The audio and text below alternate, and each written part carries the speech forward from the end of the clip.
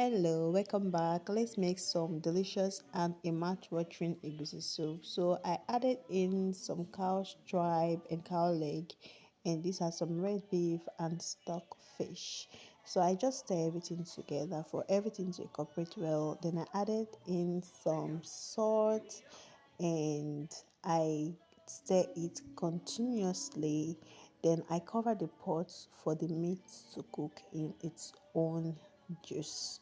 So after some time, these are some dried meat. So I just rinsed it and added this to it. So for the dry meat, I soak it in hot water, then I rinsed it very well to avoid sand and all that. Then I added it to the pot. Then I add in some water and cover and allow the meat to cook. So this time the meat is already cooked. I'm just trying to transfer it from the pot to the plate, and that was the egusi that we will be preparing.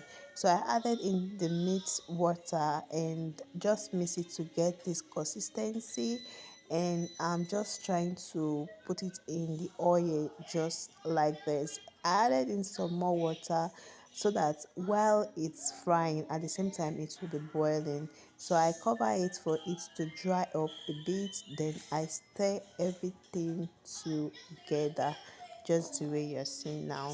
The reason why I added in that water was because sometimes I cannot just stay here and be stirring this egusi, so I need to put that water so that it will not get burnt. You can see some parts are still dried, but it's okay.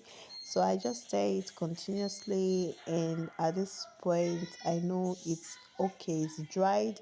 Then I added in back the protein. So I added in back the protein. I just stirred everything together and I added in the meat stock. So I stirred everything very well together. I really love stirring everything well for everything to incorporate well.